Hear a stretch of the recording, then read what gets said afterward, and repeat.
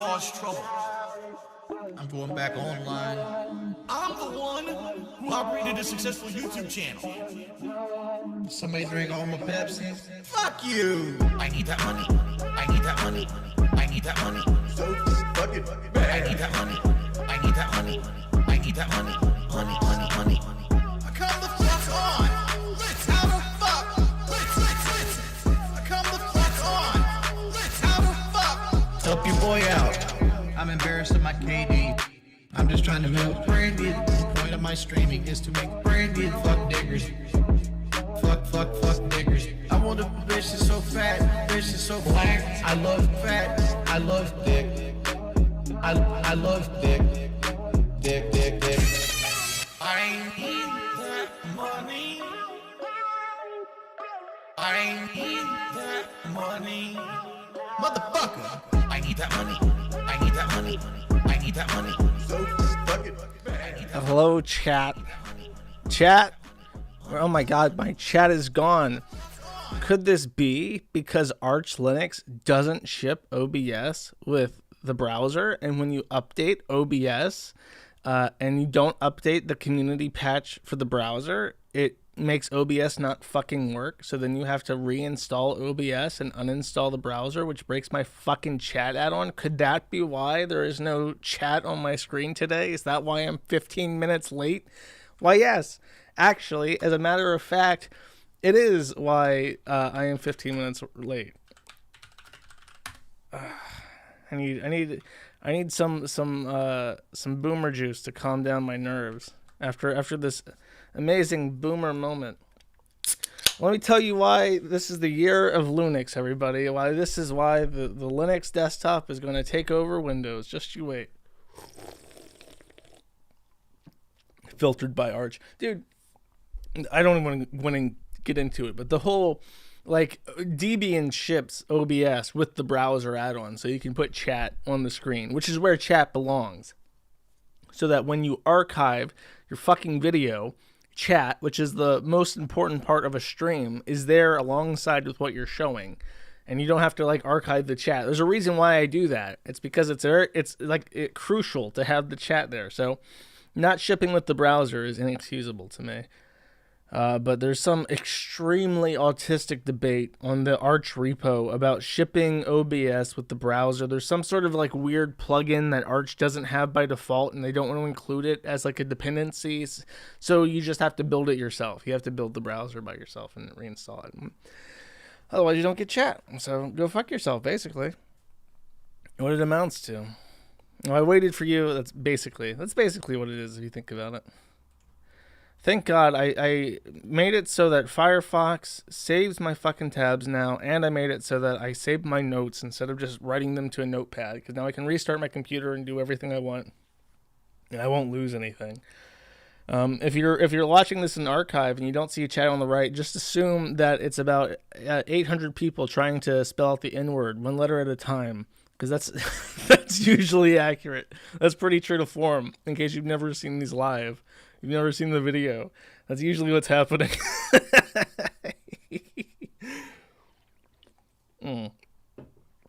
It's a shame. Now, that intro song is by Liquid Richard. And it's a shame that he fucking hates us, because a Kiwi Farms album would be so cool.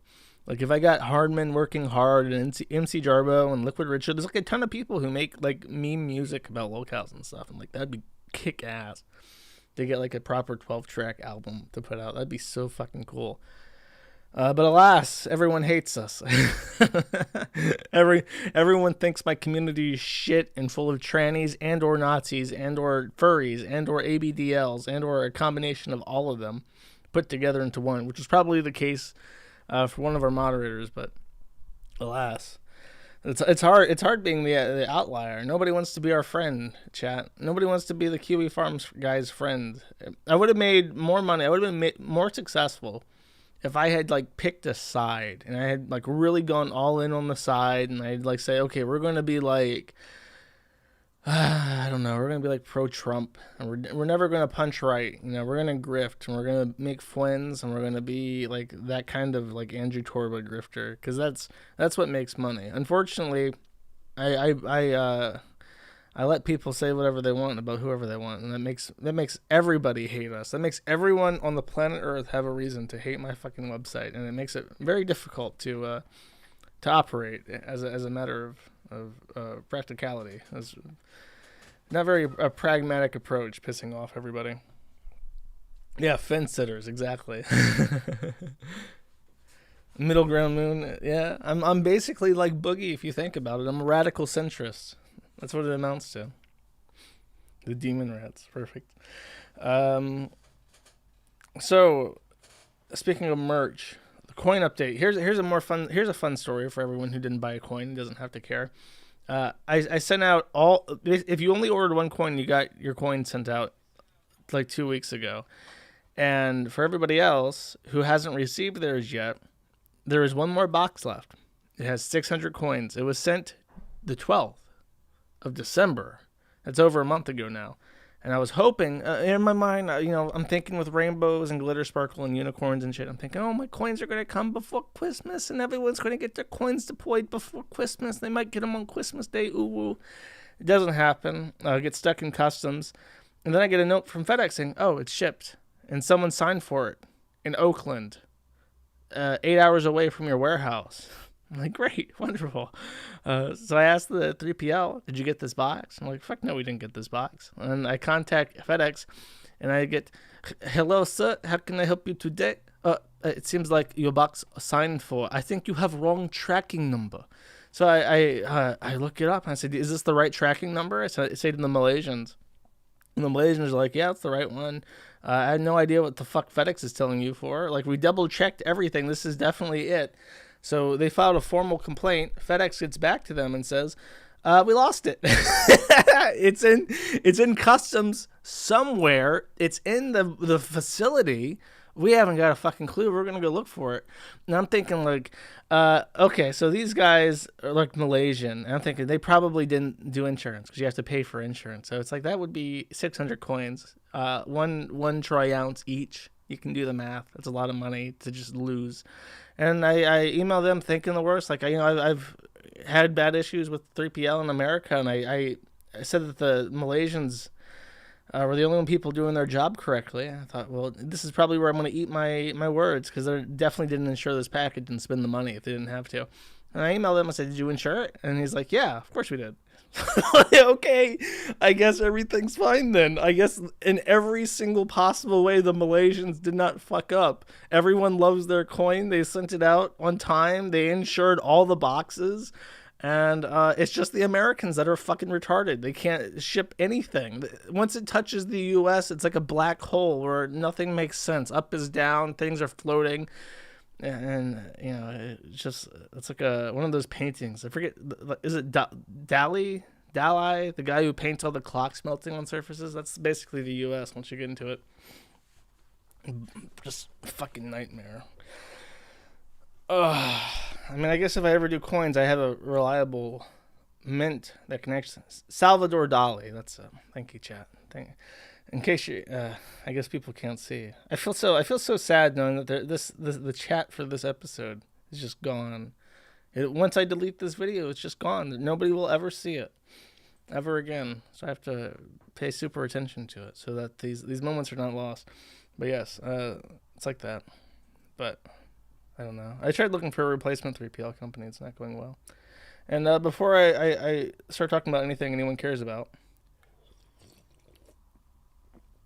I got an email today from Trustpilot, and that was weird. I've only used Trustpilot to write a review about one thing. You may remember, if you're a longtime listener, that last year, around March or April, right around the time that the coin started, because I wanted to get, basically what it is that I bought a lot of fucking silver before my money settled. So I needed a business loan for the merchandise so production could start fast. Production could start as soon as possible, so everyone got their coins super fast and timely. I went out of my way to make sure that things were starting as soon as they could. So I just needed a small business loan to secure materials, before the money actually settled, which could take 2 weeks. 2 weeks is a long time. I don't want people to be waiting for their coin for 2 weeks. That's crazy. So I put in for a business loan, and I did not know at the time, but when you have an LLC that is worth essentially nothing, people do not give you business loans. So I got a contact from a company who I will not name, but I may name in my personal conquest to dismantle this company and ruin the lives of everyone who's ever worked for it if they continue to fuck with me. Because I wrote a review, and I basically just outlined what they do. This company does not give loans. This company contacts you, like you put in your thing, like, I'm looking for this amount of money for my business. And they look for people who do not qualify, because they then contact you and say, oh, of course, we'll hook you up, but it's a small business. A traditional loan provider isn't going to be able to settle because it doesn't have any credit. And then they'll say, so what we'll do is we'll co-sign you with your own personal credit. And then they continue to explain, and over 2 hours you learn, oh, wait, they're not offering you a loan. They're offering you credit cards. And not just a line of credit. What they do is you say, I want $40,000 for my inventory. And they say, okay. And then they put in credit card applications in your name and then max out your cards to give you the money. And that ruins your credit score. Because if you say I need $40,000 and you're on average going to get $10,000 from a credit card company, they will put in application after application after application, which each application is a hard credit check that hurts your credit score. And then when you pull that money out of your credit cards, you're using your what's called credit line utilization. And that hurt your credit score. So they were going to essentially promise me a business loan and then open out 10 fucking credit cards in my name and completely obliterate my credit score overnight. And when I realized what was actually happening, I told them to fuck off. And then I left them a very nasty review on Yelp, which got like 12 helpful ratings on Yelp. And then it disappeared. The rating, it just fucking vanished. So I went to a different site. I went to Trustpilot. I left a review, and that stayed up. So I guess Trustpilot is more trustworthy, coincidentally. But then I get another email. Months later, by the way, I realized my Yelp review was gone by May. And then I made that. And then I just today get an email from Trustpilot saying that they want to make things right and they need my receipt number. So it's like, okay, so like, what, 7-8 months after the fact, you're trying to get in touch with me? And I realize what it is that they have my social security number on record. So when they see a review from an anonymous account, they say basically, dox yourself to us, and we have your credit number, by the way, when we figure out who you are, or we'll delete your review. And that's how they manage to intimidate people into removing reviews on Trustpilot.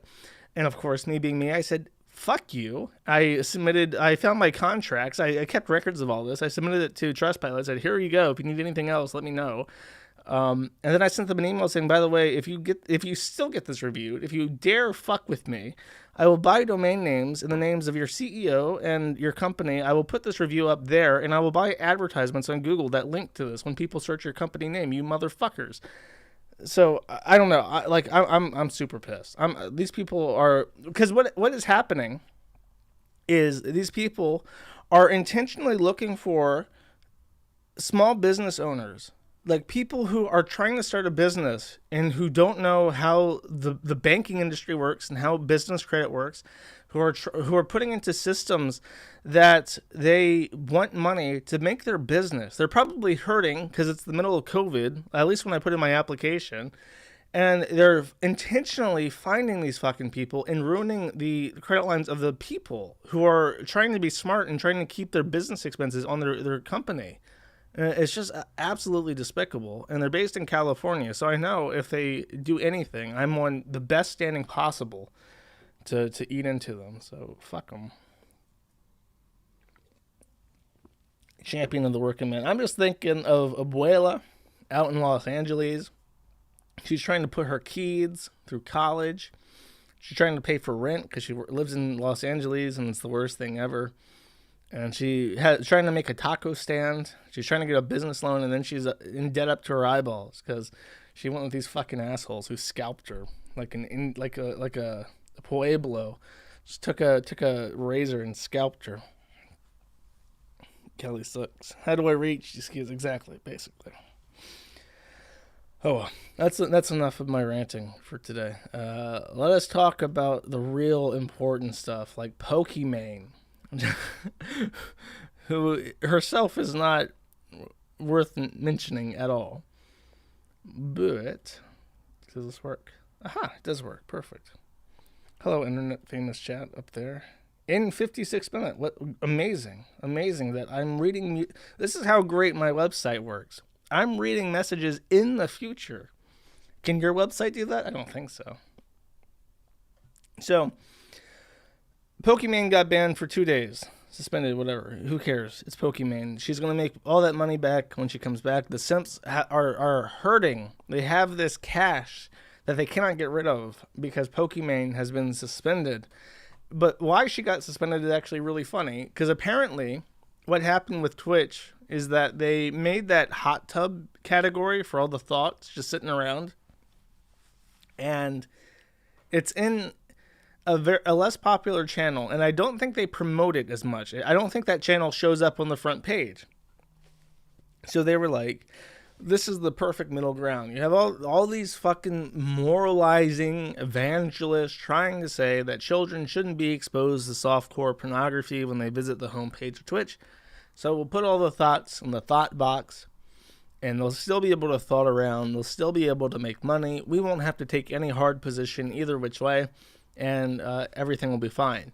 But of course, when you do this, those people make less money. So they start to branch out to other things that can be promoted more. And one of those things they did was start watching, because it's a live stream, it's harder to DMCA, was to start watching entire television programs and like anime, like completely live. And since it doesn't have the content ID that YouTube does, like if I started streaming Avatar on YouTube, Content ID would actually actively scan my stream as it's going out, detect that it's Content ID stuff, and then they would tell me on my little stream panel here that I would either have to change it or they would just terminate my stream midstream.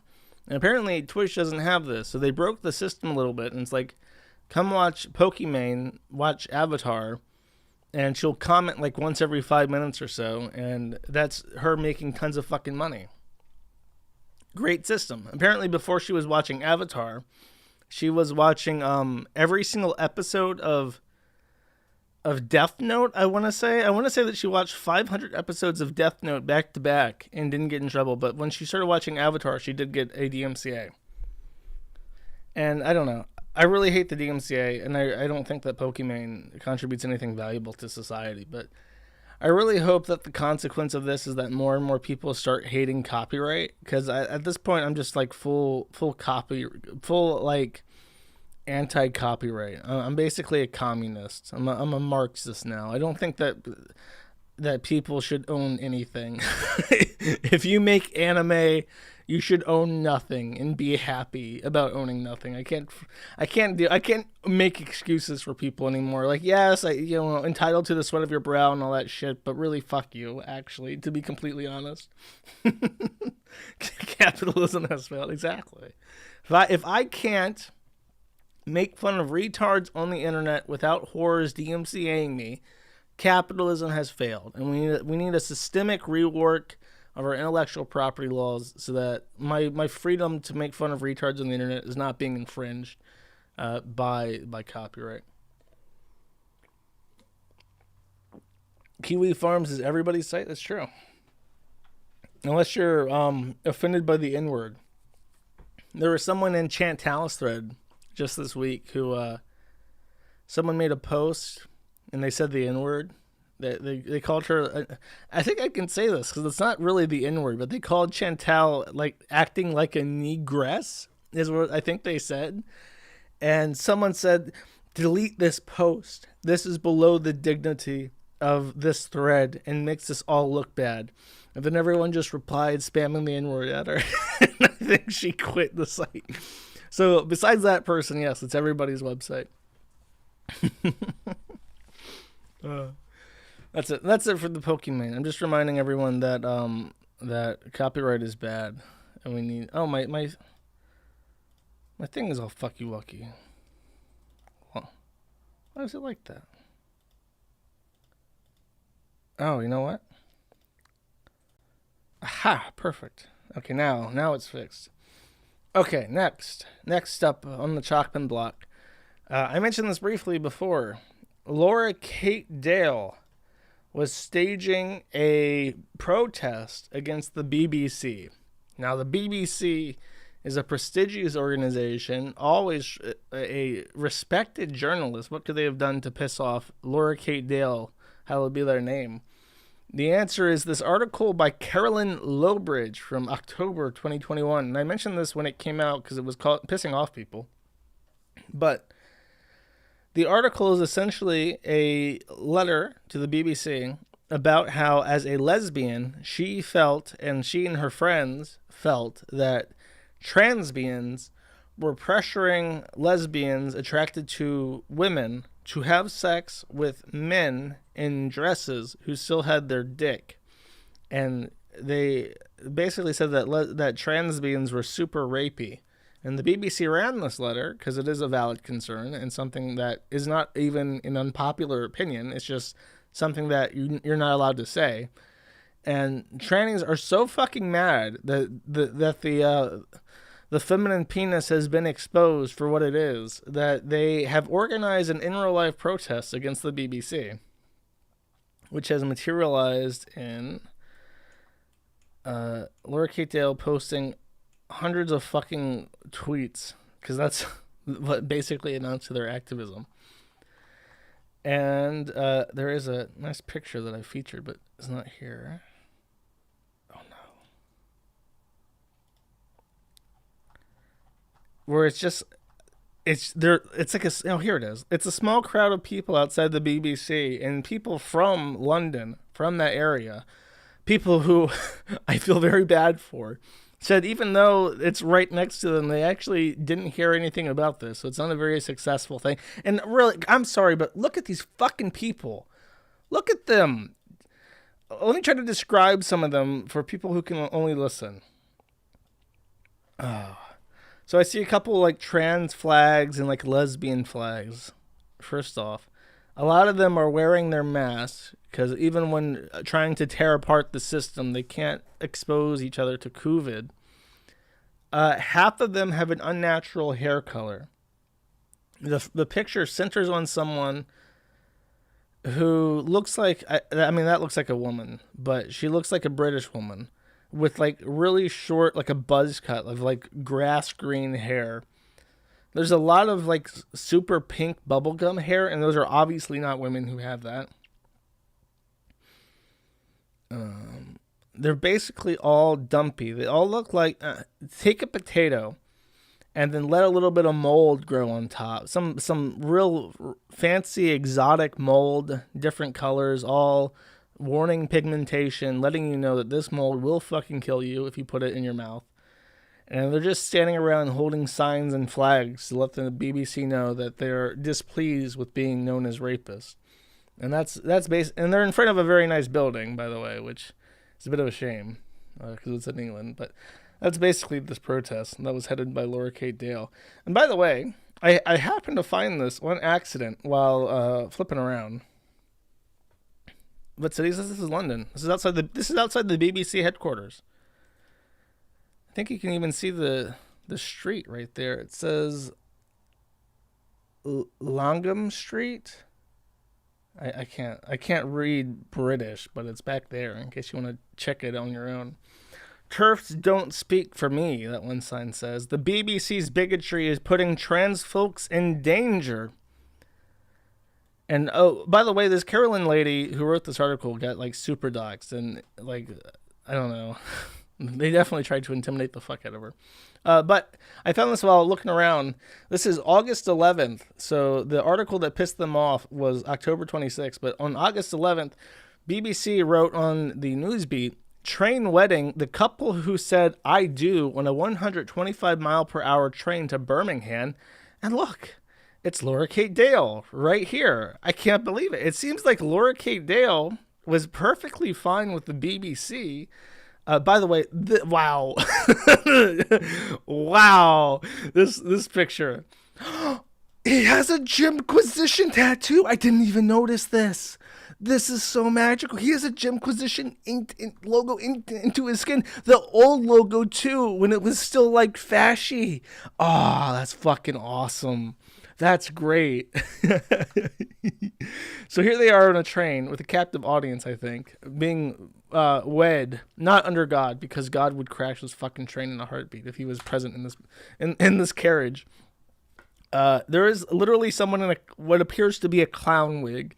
I'm not joking. I guess I will zoom in on that too. I do not know what to call that hair except a clown wig. There's someone wearing like furry ears, and behind them is an actual clown and face paint and a rainbow wig, and he's also in attendance of this wedding, this unholy matrimony. And this is Laura Kate Dale, who protested the BBC, featured in the BBC, for having this despicable aberration of the natural order on a train in front of a clown. And look up, they're throwing all these British people are throwing confetti as they get off the train. Isn't that just magical? Isn't the UK just a wonderful, magical place? Chat, look at this. Wow.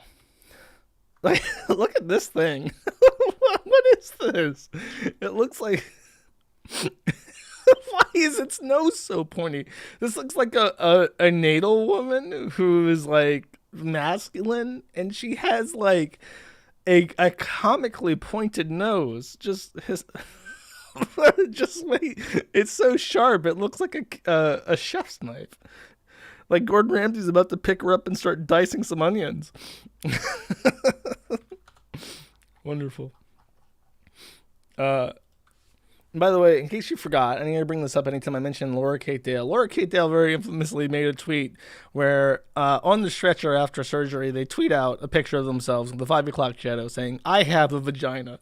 Just in case we forgot, this is the same person. I feel I have a psychological condition where I have to remind everyone that this picture exists, and it's one of the funniest fucking things ever posted online. The fact they haven't deleted it is almost more magical to me.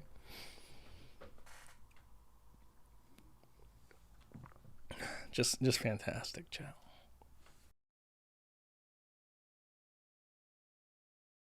You got a bad coof. I don't think it's the Omicron, though. I think it's just heartburn from drinking too much soda. Okay, next. I'm not going to play any of this video. I'm just bringing it up to show you. But Sam Hyde, out of nowhere, published what he called a documentary about a documentary he wants to do with iDubbbz, or rather that iDubbbz contacted him to do. And the gist was, I think, that iDubbbz, on orders from H3H3, who fucking hates Sam Hyde, was going to go out and have an interview with Sam Hyde where he would capture some heartwarming moments of Sam Hyde showing weakness, because he's way past his prime at this point. He's not where he was before. His videos kind of suck, to be honest with you.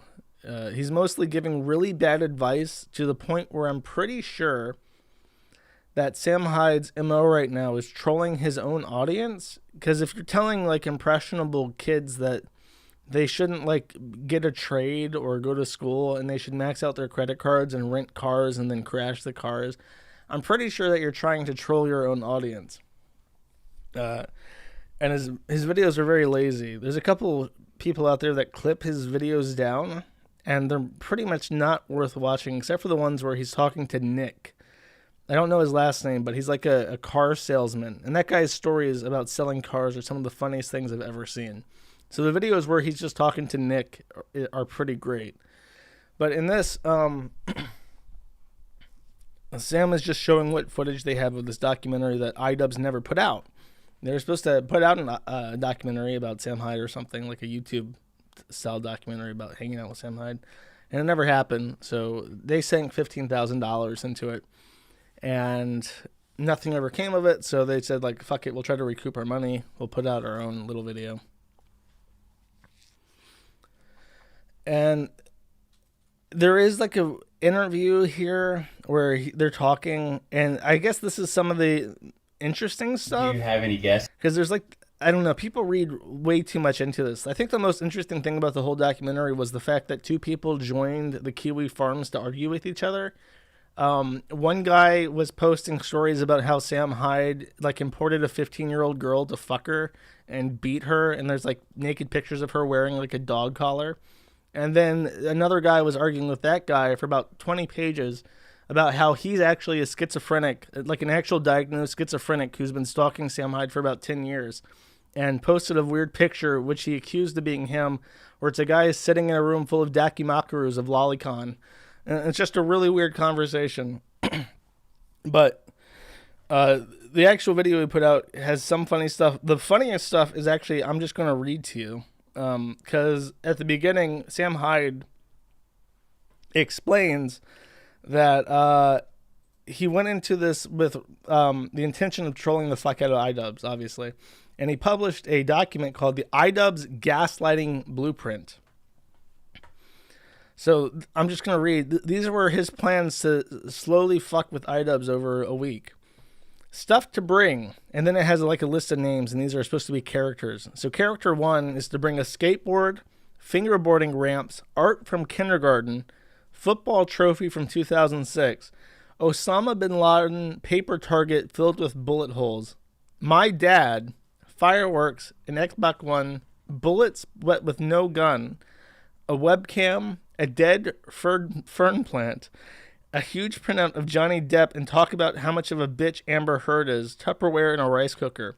Character 2 needs a pirate sword, a laptop, broken Rocket 5 speakers, a rack mount with a ton of vintage audio gear, monitors and old computer towers that he can't break because he's borrowing, tires with rims, a Christmas tree, Alexa, TV, lamps. Character 3 is to get audio gear, to capture audio and podcast gear. There was one guy who was supposed to be a bouncer, and they had to ask him, like his character was just that they ask him constantly if they can do stuff. Like, can I put this bag down? They have to ask permission to leave the building.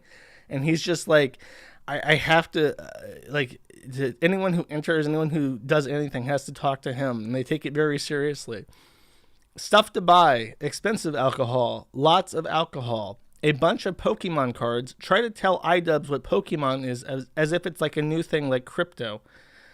I'm glad they did not do this. Buying parakeets from Petco. Wait for the birds to stop chirping to record rap music. Put cream soda in water bowl. Fill fridge with unbagged meat. Keep drinks in fridge.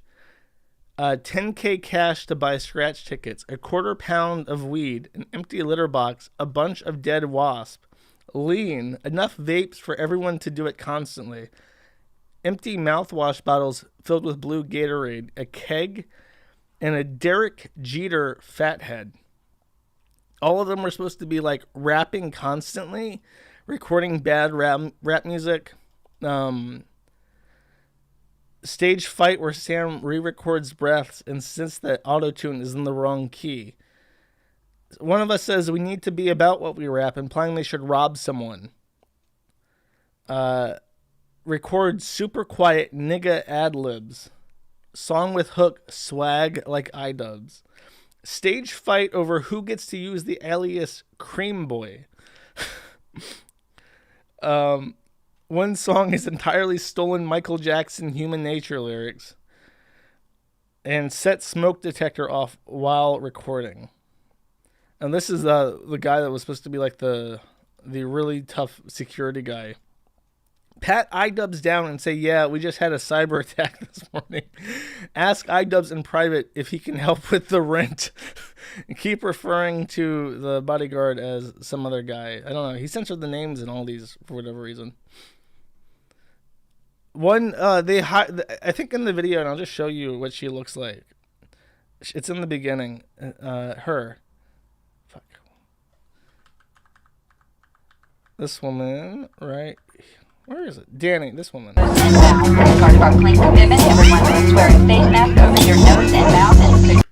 This woman is like, from what I was told, is a literal crack whore who they paid money to shave her head and accompany them and perform stupid tasks. And apparently, out of all these wiggers that Sam Hyde has following him all the time and like sucking his ass. The woman who stayed best in character with their script was Danny, the crack whore. Oh, she's just an actress. She's not actually a crack whore. Okay, whatever. I'm sure. And apparently everyone likes Danny because she does the character of being a crack whore really well. And there's like an hour of just shooting footage for no reason. Sparring. They like get iDubbbz to like fight at some point, like to kickbox with them. What do you fight for? Veterans. Chanting Ooga Shaka while we spar, telling him if I get near him, he's dead. Be insecure about how good we are. Teach him downer cuts. Keep insisting there's nothing in my gloves. Smoking while starring. And breakaway glass shit. Bottle smash over head WWE shit. Keep doing wrestling shit but say it's boxing. Oh, and this is about the crack whore. Danny will be playing Sam's GF. She'll try to hook up with iDubbbz the entire time. She has no car but has money for Ubers. We can send her to the gas station to get blunt wraps. We can be mean to her, but it should probably just be Sam being mean so it's believable. Pay $1,000. Have her be shit-faced. Keep asking if he knows someone with hydrocodone. Her tit falls out and she laughs and say it's like a free trial for her OnlyFans. Hold pad for kicks. Says she gives B top. Oh, bad head. She's hot. Okay. Tries to have a 3 or 4 way. Keep saying she loves fucking on coke. Story about Joey Diaz from the mid-2000s. She says she ate his ass. She gets beat up in sparring constantly. Hold pads for kicks. Maybe pay her more for getting her ass beat. She only lets her... Oh, Sam only lets her eat salad with no dressing. Literally just leaves. And cheese sticks. Insane mood swings. Keep talking about Zoloft, how she'd snort it at work. Sam has B take her out to a bar crawl. B comes back alone and says she shows up 3 hours later getting dropped off by a Hispanic dude. Tells Sam the guy tried to rape her. Tells everyone that's a lie and she sucked him off for a ride back. Shoot blank with moldy grapes using slingshot. Talk about Meek Mill a lot. Apparently she was the best. How much more of this do I want to read? I'll read about laser tag. Somehow lose. Bring airsoft gun. Tackling each other. Make a huge fuss saying it's broken. There's no way you hit me.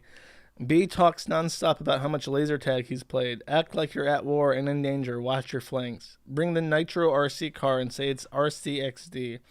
Do maneuvers like rolls and corner checks. Yell out clear. You know, I've played laser tag one time, and it was... Oh, I remember. It was me and my friend, and we were drunk. And I think it was my 21st birthday. I was with my friend. We were doing a bar crawl. We went to a laser tag room, and it was like a bunch of kids there, and I kicked all their asses. Like, me and my friend completely stomped these kids that we were playing with at this laser tag place that we went to drunk. I think that this memory has been completely blotted from my brain until I just read about laser tag for the first time in 6 years. Good stuff.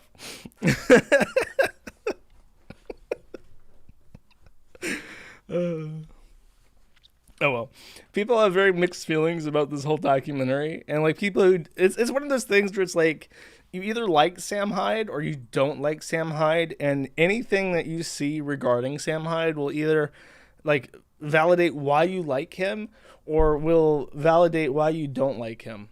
So like people saying this are like, oh, he like lost his little, troll game with iDubbbz because iDubbbz didn't publish it, so now he's like salty and just publishing this to try to fuck with iDubbbz. And then other people are like, holy fuck, this is the best thing that Sam Hyde's done in like 3 years. So it's definitely one of those things where you have like a confirmation bias and you're just looking for what you want. I don't know. I thought it was pretty funny, at least some of it. I didn't watch the parts where they're just shooting guns for half an hour. That was boring as shit. The funniest stuff is just this document. So So what do you think, chat? I'll ask chat because I have to pay attention to chat saying, do you like Sam Hyde? Yeah, I'll do a threer. I'll do 3. Yes. But I think he's probably shit. Shit.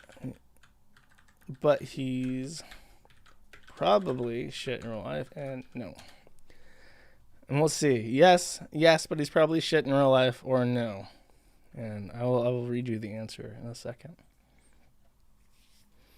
Okay, so also yesterday is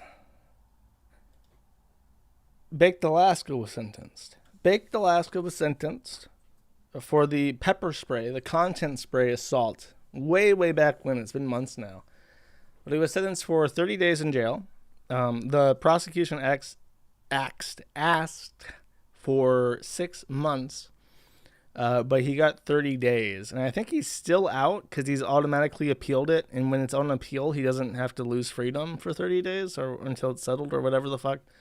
But he's out right now, and he was fined $3,200 for jail, $187 I think for the bar, $613 for the guy, and then I don't know what the third fine of $380 is. So not really that much. It's like $4,000, a little bit more than that. And I don't know. I don't know if he'll get jail though. Though I don't know. Probably deserves it. It's hard for I don't know. I want to say if I say like he deserves jail, it sounds kind of bitter. But at the same time, like he's such a menace. All these IP2 people are like fucking menaces. And the only other person I can think of, off the top of my head, was a guy that was like really forgotten. The Arab guy who went to New York and he was like coked out and like walking up to people going, Allahu Akbar, I have a bomb detonation, 3, 2, 1. And he was like chasing them around on the street. He got like 6 years for that. I want to say he got like a actual like Arab Andy. Yeah, I want to say he got like an actual serious jail sentence or prison sentence for that. So I don't know. I want my government to crack down on IP2. I think it needs to end. I am pro jihad against IP2. They're just a proper fucking menace. He's out already? It was 2 years? Did I cover this in 2020? Did I cover that? That's crazy.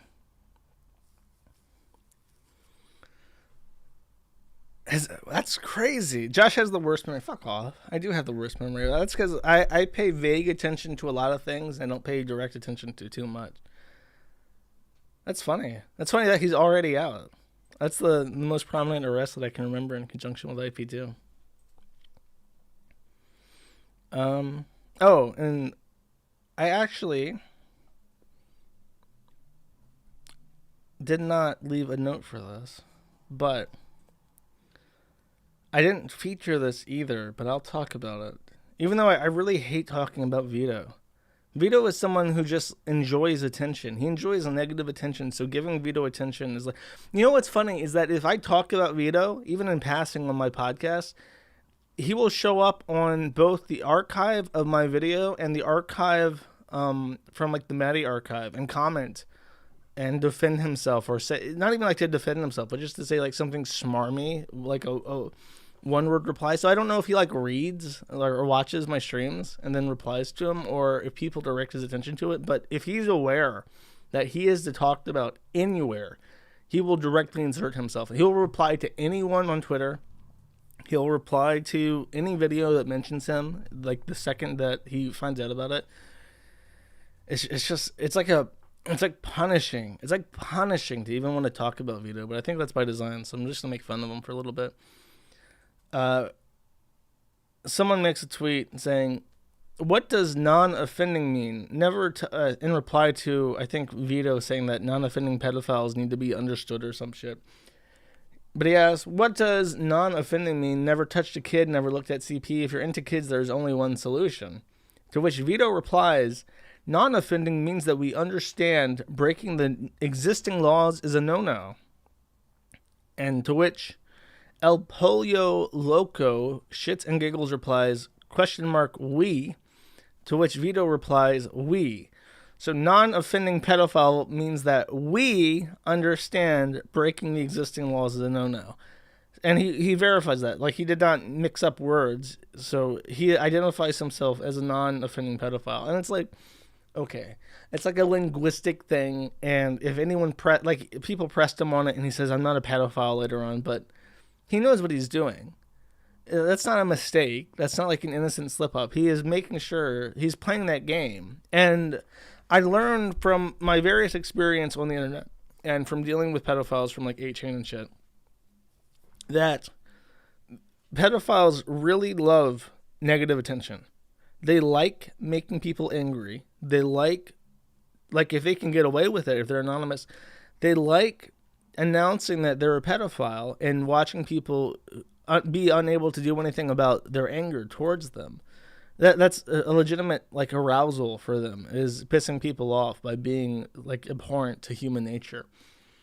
And I don't think normal people do things like this. I really don't, which is why I say at this point I'm totally convinced that Vito is a pedophile, because a normal people does not play with that kind of fire. You can never walk it back. So the reward of saying things like this has to be worth the risk of the natural consequences of it. And there's only one group of people where that applies, where that's true.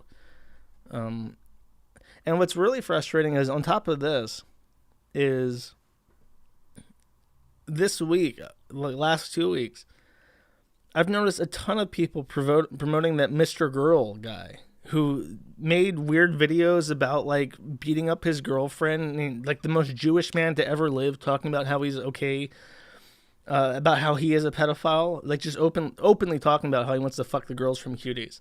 And he gets on the Dick Show. Destiny invites him on to do a debate. Ralph is having him on tonight, I want to say. I'm pretty sure Mr. Girl was either on his show this week or is supposed to come on tonight. And it's like, so why are all these people promoting him like all of a sudden? What is with this? It's the nastiest kind of like incest possible. And it revolts me.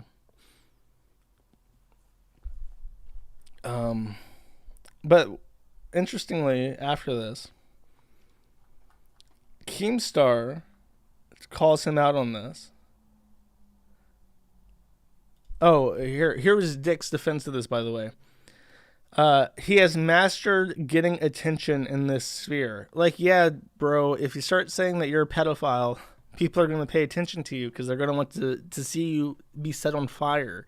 Like, that's why people pay attention to it. I don't know, is that like comedy? Is that funny to you? Is that, it's just not a good idea if you care about your long-term prospects at all. But I guess he thinks that he's uncancelable or whatever the fuck. But this comes out, Keemstar calls him out on it, and then he changed his name to Keem Professional Kid Toucher. So Keemstar says, screenshotting the messages I just read to you, and says, "Non-offending, no such thing. If you are attracted to kids, you are an enemy to society as a whole. If you defend these people in any way, you are also an enemy to society as a whole." To which he responds very intelligently by renaming himself as Keem Professional Kid Toucher, and he posts this of Keemstar, I guess with a young woman, I don't know, or a young girl, I don't know who the fuck this is, but Vito says Keem trying to cover his lust for underage girls, to which Keem replies, "You know my lawyer, LFM Talent, personally, this is the second time you fucking publicly lied, I'll just fucking sue, I don't care." To which Vito says, "Go for it, retard." And he says, "Fine, I can see you try to defend these lies in court." To which Vito immediately deletes everything, runs his photo through like a facial feminization filter, renames himself Pretty Vito, and then says, "Guys, my account got hacked. Did the hacker say anything weird?" And then renames himself Vito Protector of Children. And it's just like cringe. Like, I wish people would stop giving these people fucking attention. I wish he would just get banned from YouTube. I wish Dick would disassociate with him, but it's never gonna happen. I don't feel bad. I don't feel bad for these people. I just wish they would stop. Like, they found this vector for getting attention, and there's nothing you can do about it, and they love it. And he says, the thing I'm hated for is having too much empathy and wanting to help mentally ill people be able to take better care of themselves and find help. I am truly a monster. I tear my heart open, I sew myself shut. My weakness is that I can't do much, and my scars remind me that the past is real. I tear my heart open just to feel. Oh well, I guess that's worth the copyright strike for that, right? Oh, I read through all this. Okay, that's the Vito update. May he accidentally find himself set on fire. That'd be the best case scenario at this point. Okay, now here's someone I have no interest in and never talk about, but I find this interesting, okay? You may have heard that someone named Logan Paul, who was apparently like a multi-millionaire. That's a lot of parentheses on Logan Paul. Him and his brother are super rich and famous on YouTube. So I guess, like, they must have some sort of in, right? So he bought a box of Pokemon cards for $3.5 million, and it turns out they're fake. And what's really funny about this, and I will play a few clips from this video, because I personally found this pretty fascinating. This guy who is called Rattle Pokemon, and his entire channel, I looked at it, is just this guy opening Pokemon cards. So he's like a fucking weirdo. But he made a video saying that this box of Pokemon cards that Logan Paul bought are fake. And he broke down why, and I just kind of want to show you why this guy thought this case was fake. He makes a very convincing argument that Logan Paul probably should have paid attention to. Very public. I had to do some digging even to bring this up. This is the original auction for that same case. So here we see a 15 feedback seller in Canada, here in Canada, and the winning bid for $91,300. Which is about $72,000 at the time. Apparently in 2021, so this year, this box comes out of nowhere, and this guy who is a weirdo obsessed with Pokemon merchandise tracks it down and finds the original auction, and it's traded hands a bunch of times, and it's gone up in value every time. Like, the first person who bought it had it authenticated with something, and he explains that in a second. But so first, weird thing is that you have this weird Canadian who speaks in broken English with no feedback selling a $72,000 box, basically, on eBay. And he goes through the pictures of it, and there's no proof of what's inside this box except the seller's claims. If you want to check that out, we got the stop tape. As Rudy says, the people that are banking on stop tape are just playing with fire. All around bad idea. That stop tape is worth like several $1 million at this point, based on what Logan Paul has paid for it. D&B Liquidations wanted to meet in person and pay either in cash or with a cashier's check. The seller did not want to do that. If that's not a red flag, I don't know what to tell you. That's bad. That's all around bad. Sellers absolutely would dream of someone flying in to them to pay for something in person. Not only does that remove the risk of theft or loss in transit, but it also guarantees that you're not going to get a chargeback or something like that. It would just be a better transaction all around. Do you guys think that Logan Paul buying Pokemon cards is like modern art shit? You know how they like modern art is just like an allegory for tax evasion by like trading and stuff worth way like praised at way more than it's actually worth. Is this box of Pokemon cards like the equivalent of that? And I would play it at 1.5 speed, but I know people listen to my streams at 1.5 speed, so it would be way too fast for them. You just have to bear with it. The buyer D&B Liquidations wanted to open the box on the spot, just to confirm that the contents were real, and the seller wanted nothing to do with that. So that basically broke off the deal. I mean, it probably should have been broken up before that. Apparently they drew up a contract and everything, but it's weird that the seller does not want you to open the box. So it's not really his problem anymore. If you're going to pay for it, and as long as the contents are in there, I used allegory correctly. Fuck off. he has nothing to worry about. So maybe he's just banking on the fact that someone's going to buy it and keep it sealed, kind of like it is now. So, someone said that they listened to my streams at 3 times on mute. I'm glad you enjoy the streams, bro. Are the contents in there? That's the thing. Is What's this in a the box? $3.5 million cardboard box with repacked cards inside? And until we see the contents, we're not going to know for sure. I'm not saying for sure that this is repacked or anything like that, but I'm just saying there is a very good chance that this box does not contain what is promised. Mike says, "Hey there." So now he's reading the correspondence between the original Canadian seller and between 2 different people. So this is the story of how he got the box of what is supposed to be 6 boxes of booster packs, first edition Pokemon cards, right? So it's like a gambling thing, because number one, the box itself is rare because there's no other box of like unopened first edition Pokemon cards. But then the second one is an unopened box of Pokemon cards is worth like a first edition cards is worth more than its weight in gold, because those booster packs can have gem mint uncirculated Charizards in it, which are first edition. And those sell like $500,000 each. So theoretically, you could have tons and tons of money worth of Pokemon cards in those booster packs. Which reminds me that after my house fire, my mom sold all my Pokemon cards for pennies on the dollar, and I'm sure that some of them were worth money. And I have a yellow Pikachu binder of Pokemon cards that I like most of all. Put safe somewhere. I have to go find those, my Pokemon cards. My favorite one was and I know it's probably not worth any money, but let's see if I can find this actually. Let's see, Ancient Mew card.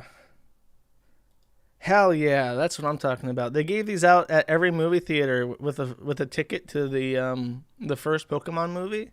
I fucking love this card. I think it's like the coolest looking thing ever. It's like hieroglyphics and shit. How do you say no to this? It's probably worth like a penny because they gave them out to everyone who saw that movie. Those are worthless. It's worth money to me. I'm gonna make a deck out of these. Nothing but ancient news, and you just gotta live with it. In fact, if I was a super wealthy collector like Logan Paul, I would just buy every ancient Mew I could find. I would own them all, and then everyone else would be like, please, just one ancient Mew. I just need one ancient Mew for my collection. You own all of them. You don't need every ancient Mew ever made. And I'd be like, no, actually, I do. Fuck you. you get nothing. Or hi there. Where did this case of first edition boxes come from, and do you have any other Pokemon collectibles for sale? And now the story changes. It was a gift for my 12th birthday in 1999, and I only got a few single Pokemon cards left and my hockey cards. So, completely different stories. This one, he got the box recently at a boring estate sale. And in this one, he got it for his 12th birthday. So, like, we're on the opposite ends of the spectrum here. That should be the biggest red flag possible. Like, if the guy can't even keep his own story straight, and he writes like he doesn't speak English as a first language.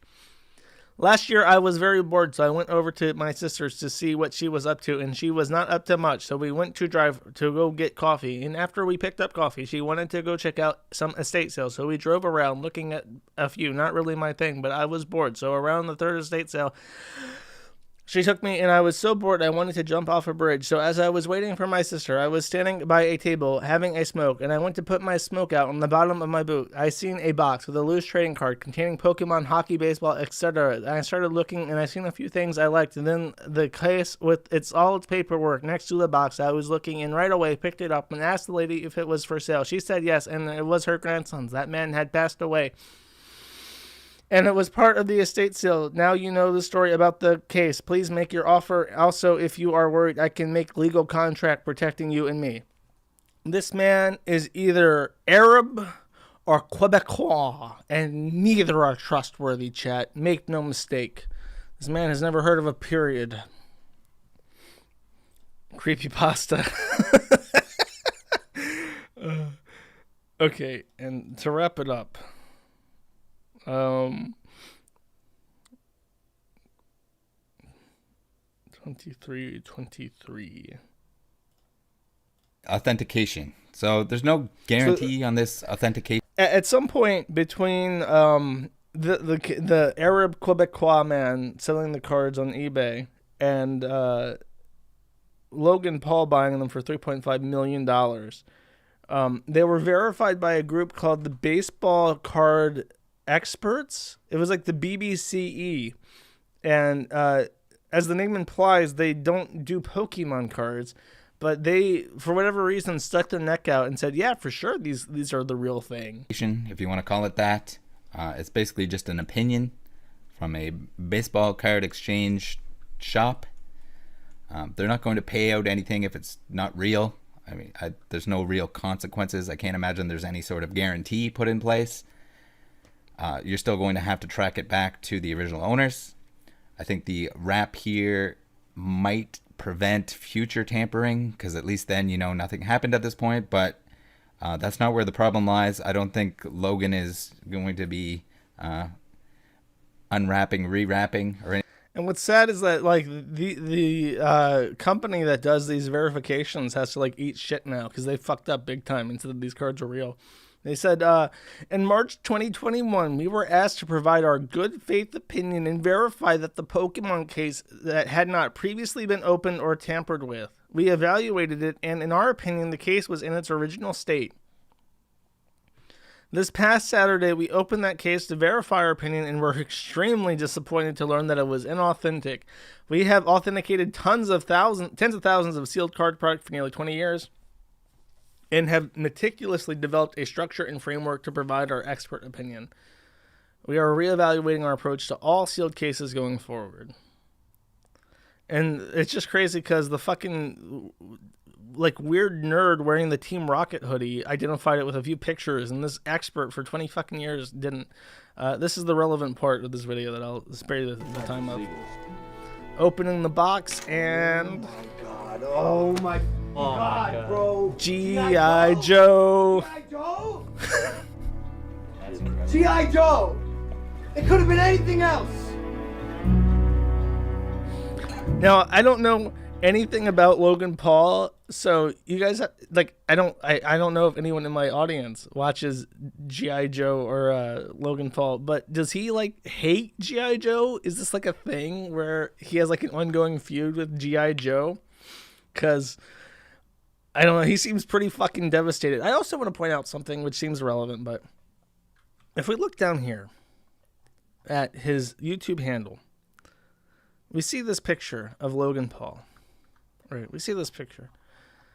Now, if we watch the video of we go to like any time frame, like at all, like any picture of Logan Paul, and he's just like, you know, where he's just like sitting there, he does not look as bad as this picture. Now, chat, why the fuck does he not change his picture? This is a genuinely horrific photo of him. What is his attachment? Just use this picture of him sitting here.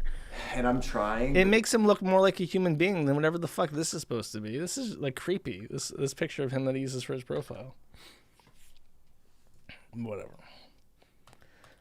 Okay, that's the Logan Paul thing. I just found it funny that he bought. I don't know. It could be fake, you know. Sure, why not? He could have said it all. I mean, if you have the money to start drama, why not, right? It's called being unhinged. I wouldn't go that far.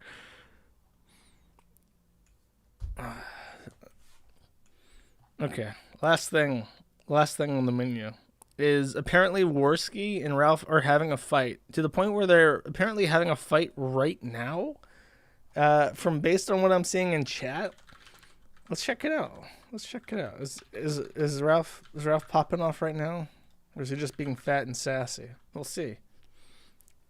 If Odyssey actually wants to work.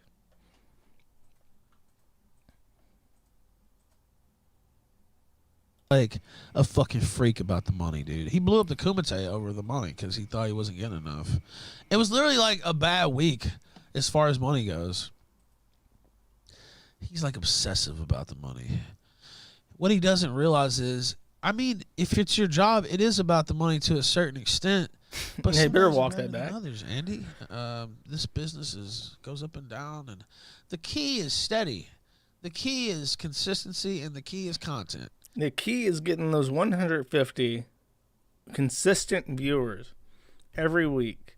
If you get those 100, or every day actually, he gets like 150 people watching this noise every fucking day. I mean, it is pretty impressive to find people who can stomach this. Like this Wolfgang guy, there's something wrong with him.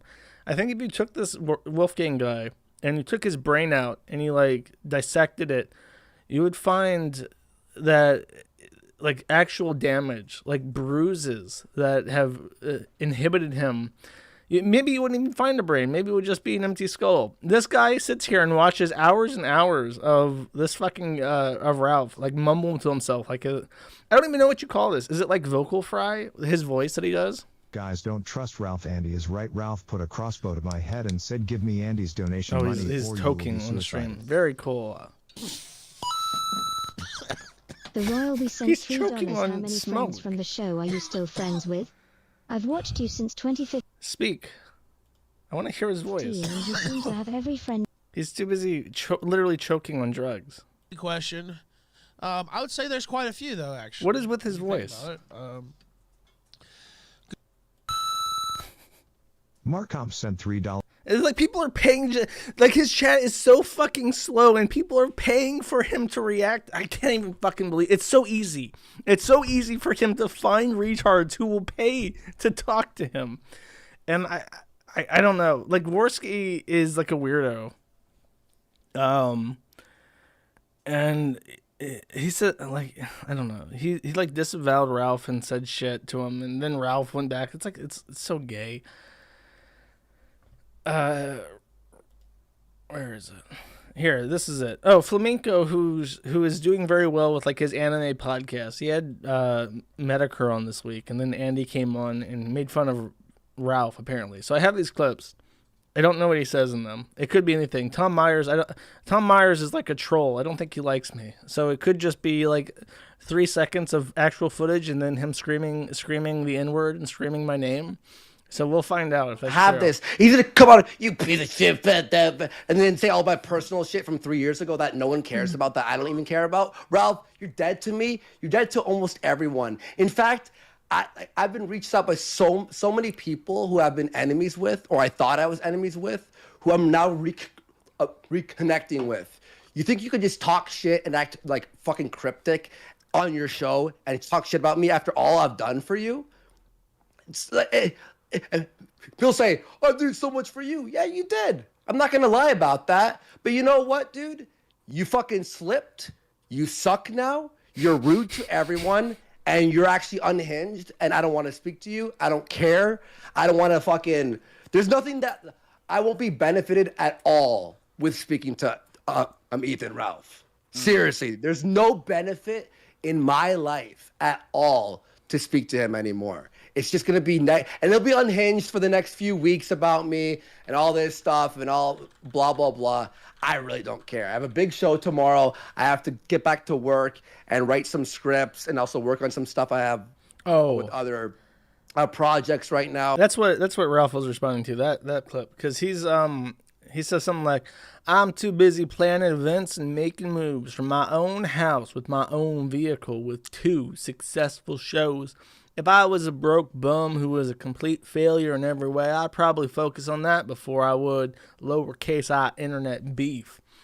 Then he adds, oh, and I heard about your little Discord cry fest a few months ago, you pussy. That's all you ever do, crawl into the corner and cry like a little girl, lol. And then the big event he's talking about here, making moves, planning big events. He announces April 2nd, WrestleMania weekend, Dallas, Texas. The Killstream Kingpin Invitational is officially set. WrestleMania weekend has nothing to do with the event. It's just the same weekend as WrestleMania. He's found a guy, Harrison of Texas, that he met gambling in Vegas, who has a bowling alley in Texas. So his bright idea is to have a bowling event in Dallas called the Killstream Kingpin. That will be the same week of WrestleMania. I guess they'll have it on TV in the background of the bowling alley. And he wants to have a bunch of strippers there. And that is like a week or two before May is expected to give birth. So if she goes into labor even a week early, he'll be at the Killstream Kingpin. And he'll be like, I'm sorry, baby. You're going to have to deliver that kid yourself. I'm out here in Dallas doing my Killstream Invitational. I got strippers. I got WrestleMania on TV. This is for work, baby. This is so I can put food on the table for you. And then she'll just have to, like, I don't know, call an ambulance and I got kids. She'll just have to make it work. Get fucked with me. Ralph's in his audience is literally a case of who's the bigger fool, him or the people who follow, watch, and give him money. I don't even know. It's one of those things where if I try to think about it, my brain starts to hurt. Because I can't even fucking imagine. Apparently Wolfgang is an actual schizophrenic. And he's been on stream with Ralph, and he just comes across as someone who's completely unhinged. And I guess that's the people who watch Ralph. I can't even imagine what someone looks like who listens to Ralph and thinks, this guy, he's got the good stuff. He's got points. He's got salient points. He's got the attitude. He's got the humor and the wit that I love. I can listen to Ralph for 8 hours a day, every week. And what the fuck does that person look like? You know what I mean? Here, I might have a... Oh, no. This is a picture of Gator that someone sent me as a... as an example of who listens. But I can't even make fun of Gator. Gator's rising on up. He's getting up there with Flamenco now in terms of being famous. So, I don't know.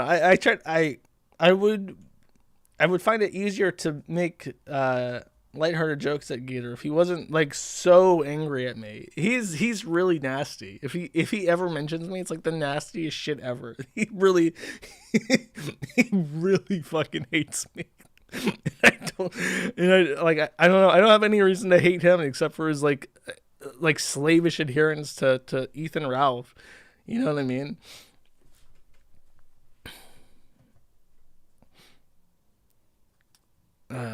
I've been possessed by a demon, that's true. The Sonichu demon.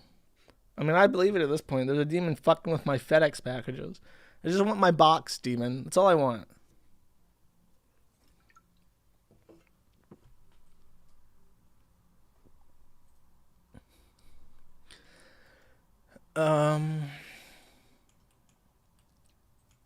Let's see. Is he still being funny on Odyssey? Oh, look, it's Mr. Girl. My favorite. YouTube's favorite pedophile. Only on the kill stream. I won't take it there. I won't take it there. I'm just analyzing it though, and I'm just saying that this is why you don't even give that any consideration. First off, Vito and Ralph, and you know, I am not one who gets to make fun of people's voices because I sound very weird. But Vito and Ralph do this thing, and I don't know if it's called like a vocal fry. I don't know what it is, but it sounds like they're grumbling from like the back of their throat. I don't even want to try to imitate it. It's like, I don't know about like Andy Worski. You know, I don't want to get into all that. And, like, it's such a weird way to like it's like an irritation in the back of your throat, and they talk directly from their throat. And Vito does it too. It's even worse with him. It's like a smoking thing. Like if you smoke too much, you talk like that. That's Fry. It's a fat people thing. It's called neural damage. My voice is worse. What, worse than mine? No. You just sound like an anime nerd. You sound exactly like your material, like what you would expect from flamenco. I don't know. If people listen to me, then you're not at a disadvantage. Dude, I'm unloading watch your streams right now because you think you could be cryptic. I'm unloading because you think you could talk shit and control everyone who's worked with you. You owe us. You owe everyone who made your show funny and interesting. Okay? That's what I'm going to say about that. No one owes you anything. Okay? And also, every piece of drama, by the way, Ralph, you want some advice? Every time you get into this fucking stupid drama and keep fucking opening your goddamn mouth, the shrapnel, because you're already done. Everyone thinks you're a piece of shit already. The shrapnel hits all the people around you. And that's why your circle is getting smaller and smaller. That's very true. You're basically a fucking Fortnite game with a fucking map getting smaller and smaller. Okay? You're going to be in the middle on a fucking, like 3 square foot fucking thing, just standing there alone and wondering why I'm the king standing here, when everyone's just like, ugh. Wait. No, I do. Andy, I was gonna say his. That's a true observation about Ralph. Is that it's like it's hard to, like, when the original Korn quote, it was because like all those people who were pissed off at Ralph were like systematically going down the list of people he associated with and making things like difficult for them, and that's precisely what it is, because he himself is in this unassailable position where like nothing, like you cannot make Ralph's life worse than it is without physically harming him. He's in a position of completely beaten down, completely irrelevant, maligned by absolutely everyone, and it's just getting worse and worse entirely by his own hand. And the only way that you can really get at him is by going other people. And he encourages that by being such an asshole all the fucking time. And it's like when I was on New Project 2, and Dick was picking a fight with the forum. People in the forum were giving him shit because he was associated with Ralph, funnily enough. And then people were giving him shit, and then he would argue back and forth with the forum on Twitter. And I said, bro, you got to stop this. You got to stop arguing with the forum, because it's making my life harder. It's like, because I'm in this uncomfortable position where I'm like associated with you, and you're actively antagonizing my fucking users, and all you have to do is ignore them. And he refused. He said that it was like winning. It was hashtag winning to fuck with the site and to have endless arguments with them on Twitter, where he would like read the forum, see a post he didn't like, screen cap it, and then rebuttal it with one like passive aggressive sentence on Twitter. And it's like, maybe fucking don't. Maybe don't do that. And he refused. I was like, okay, well, I don't know, like, what I'm supposed to do from that position. The 2 more clips, each 2 minutes long, so I guess we'll play through them. I was just gonna say, if Ralph's circle gets any tighter, it's gonna turn into a noose. Ooh. Well, there's just one thing. Well, will the fight even happen, or will Ralph just have a heart attack right on the ring? Well, I'm kind of wondering where Andy. Ralph said something about fighting him in Knoxville. That's all bullshit. If anyone says anything about fight me in real life at this point, my fucking brain shuts down, blots it out, because it's all bullshit at this point. If you want to go fight Ralph, just go over to his house and punch him. At this point, that's Ralph's tactic for fighting. He'll just show up at your house and say, "Do I look 5'1" to you, bitch?" Just do that. It'll work out. His response to this is, if he's I'm trying to think of a prize, because I don't work for free anymore. Yeah. Because I was gonna do like the baked fight. If that was gonna happen, we were gonna actually we were planning a fight with Odyssey, and I was like, I'm not doing shit for free anymore. I lost like $5,000 on that whole Tonka fucking ordeal. I would need about maybe $25,000, and I'll step in the ring with you. 25,000 USD, and I'll accept. I will not do it for a penny less. I don't work for free. I'm busy as fuck right now, and 25 G's would be like worth it for me to like head back into training and actually try to push it, right? And I would if he paid me, and I would want like a payment with like a contract that if he pulls out that I could sue him and shit. Like that's how it would work. I get a lawyer No and more stuff. vodkas. No, yeah, there's no like. I'm gonna fight you. Yeah. Okay. Well, Did you mean open that wallet? 25K or 2,500? See, that's flamenco. K Okay, $25,000. The guy that just talked. Here, I'll play back. Okay. Well, Did you mean open that wallet? 25K or 2,500? He sounds very normal to me. $25,000. Yeah. Yeah, $25,000. 2,500 because it's gonna pay for all the food I'm gonna need to bulk up, all the time I'm gonna have to waste working out and training because I'm gonna have to up my training hardcore. It's gonna be for my flight, my hotel, for some of my boys to come down, and to be worth it for me. Shoot the promo, make a doc, all that good shit. No, all that stuff. Flamenco and Ralph parted ways a long time ago. I can't remember why. I think Flamenco just said something in passing about him from his little. At the time, I think his show about anime VTubers got 100 people watching, and he said something there, and somehow Ralph found out about that, and Ralph lost his shit. So now he's his own free bitch. He can say whatever he wants about the Gunt, and have Andy Worski on to shit talk him. Yeah, I actually think that this whole situation, it's really funny to me, because he's fine with talking mad shit about me for the last fucking 2-3 weeks. But then I came in, I didn't say anything mad personal. I'm just saying what actually happened and my point of view. I need to fight this guy. Go fuck yourself, dude. I'm done with you. I'm done with you. Is it safe to say that Andy is evil DSP and that he'll fuck up, but he actually learns from his mistakes and he can't Succeed better? Yeah, exactly. Yeah. No. Evil DSP can't die, but he learns. Yeah. Oh. Yeah. Well, that's the fucking question. I mean. No. We got Ralph here. Wait, I'll pause this for a second. It's not true. Oh, he's gonna come. Oh no. Here, I found an actual picture. This is true. I've showed this before. This guy Milton bought this T-shirt of Ethan Ralph as a child. I don't know why. Who the fuck would buy this or wear this? I don't know why. I don't know why Ralph puts this retarded shit on T-shirts and sells them to people. But this man, this is an honest to God. I'm not joking. I'm not making this up. I remember seeing this picture. This is a real picture of a real Killstream fan who buys real Killstream merch. This man is walking around wearing a picture of Ethan Ralph as a child on his shirt. This is true. This is the real world. This is what's happening out there, and it's nightmarish. Oh,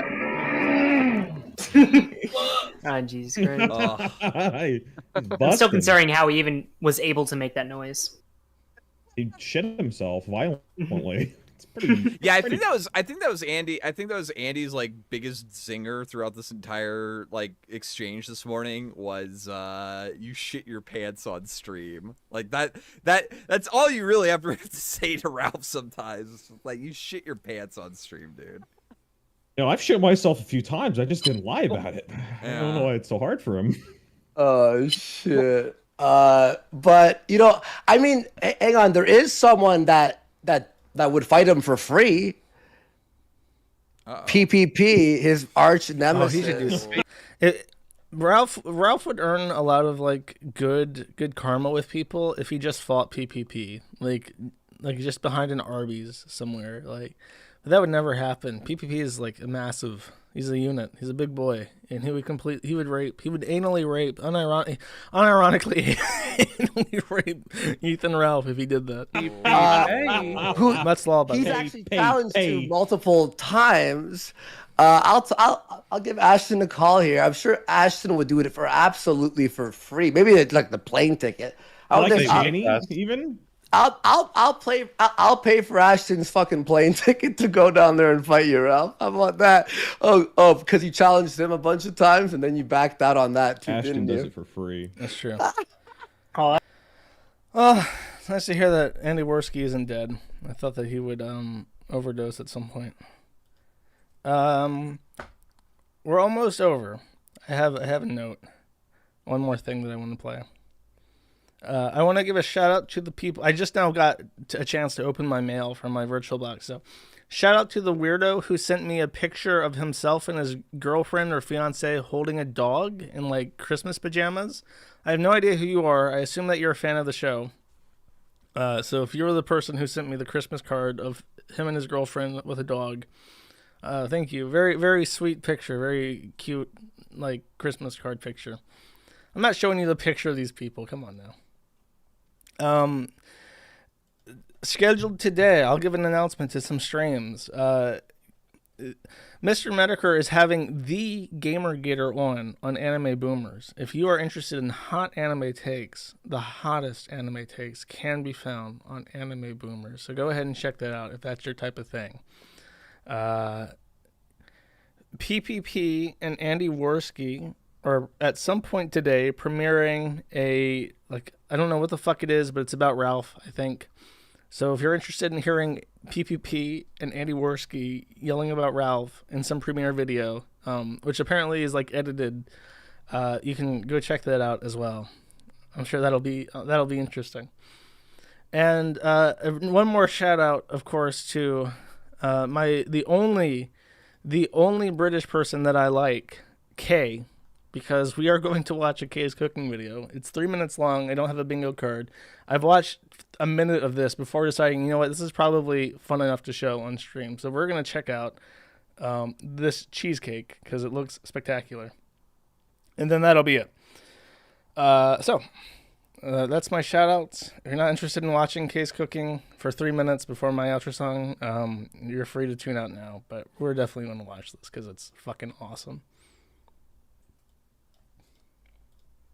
Hi people, and I'm back cooking again, but today I'm going to be making a cheesecake. A cheesecake, chat.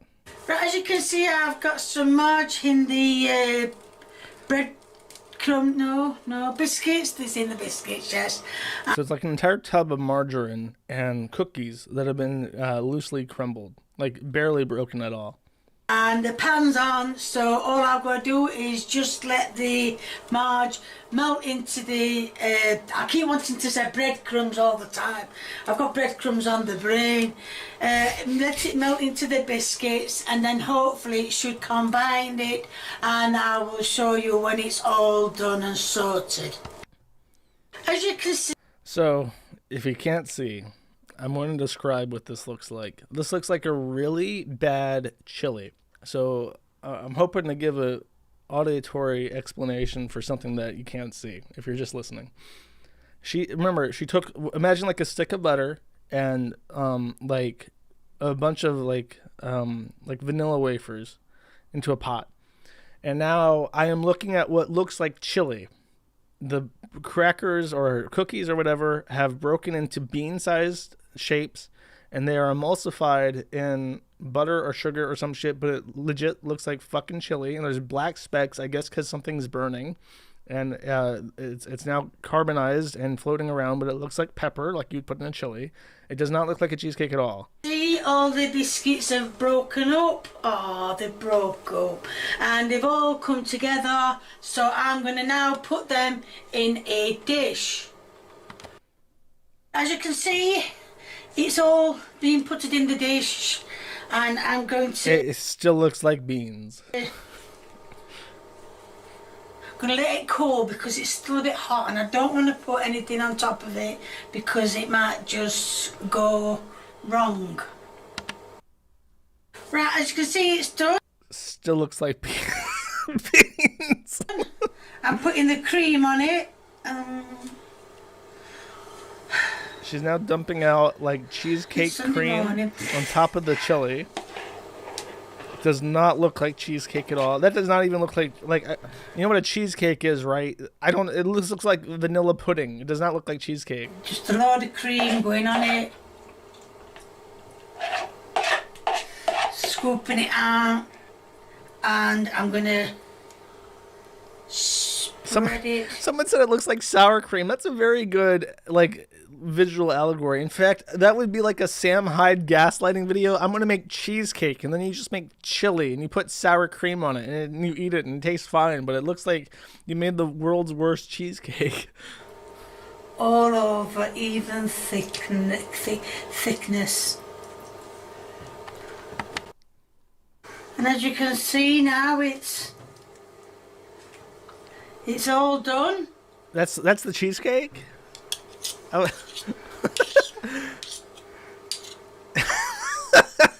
Pull off my spoon then. Where's the cheese at?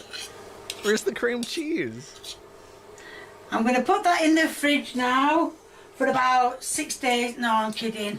I'm going to put it in the fridge and let it set a bit more because the dish still feels a little... She put enough cream cheese on it to like cover it like you would cover a cake, but I don't know. I guess her son doesn't like cheese, right? So is this like a cheesecake without cheese for Lee? Like what the fuck is this?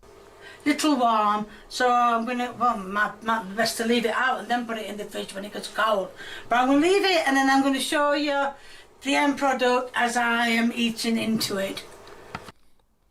Right, as you can see, this is the end product. I have now made a mark in it, and I'm going to scoop it out and put it on a plate. Now it's the taste test.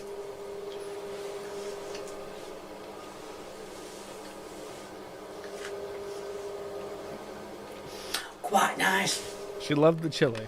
Great to hear. As I said, it's really... And that's her spiel about viewing her and subscribing and shit. So, I'll consider that the end.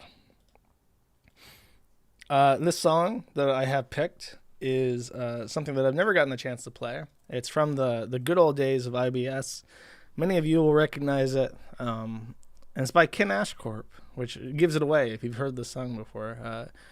Who has made many okay songs, despite being like a weird furry who has like a paralyzed face, and his fursona is like a cross-dressing panda, so he's like a trans. And he's, by the way, he made a series of videos, Ken Ashcorp did, about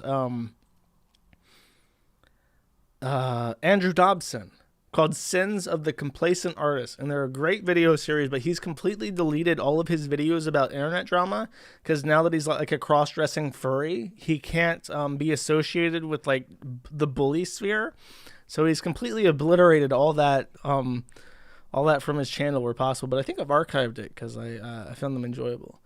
So that being said, the poll. Do you like Sam Hyde? Yes, but he's probably a shit person in real life, or no.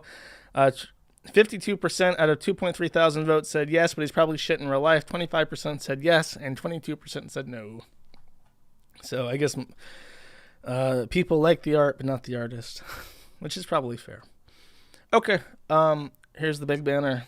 Gumroad.com/man at the internet is how you give me money. In case you're curious, people say I don't actually explain what the Gumroad is because they never heard of Gumroad. It's where you give money, in case you care about giving money. KeoFromsCC, where you shitpost. I don't use Twitter. And manattheinternet.com for everything else. I will keep everyone updated on the coin situation. As my box of silver coins is now in a warehouse, like at the end of Raiders of the Lost Ark. But rest assured, I will find the cursed Sonichu coins, and I will fucking get them to you if it's the last goddamn thing that I do.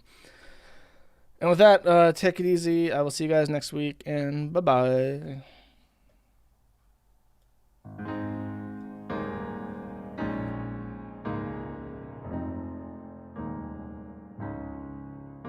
There's a legend that's sung in Rhode Island, told to children with faces aglee, about a hero, an absolute madman, who bombed the shit out of that company. No more Lotus or Power 9 bullshit. Those pedophiles knew it was nigh. That man got on a plane in Toronto, got an AK-4 and prepared to say hi. Adam Worski, axe-wielding maniac. Hasbro, you fuckers, we pray for your soul. Adam Worski, getting away with it. Touch that boy's hole and you'll pay Adam's toll.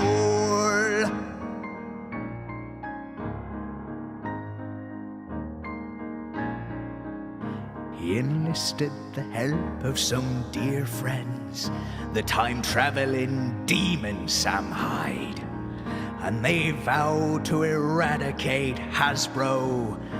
They crashed the plane, kicked the door, went inside. There was blood on the ceiling, screams echoed for miles as Adam lay waste to his claim. They rescued the boys and the girls who were slaves, and every last one of them chanted his name. Adam Worski, Hitler on steroids, enacting upon magic his genocide. Adam Worski, hero of Canada. We laughed and we laughed at how many had died. Adam Worski, doing it for free. He'll never stop on his valiant quest. Adam Worski, it might be a pseudonym. Touch that girl's chest and he'll strap on a suicide vest. Oh yes, Adam Worski, murderous psychopath. Cash all your checks, 'cause he's coming for Hollywood next.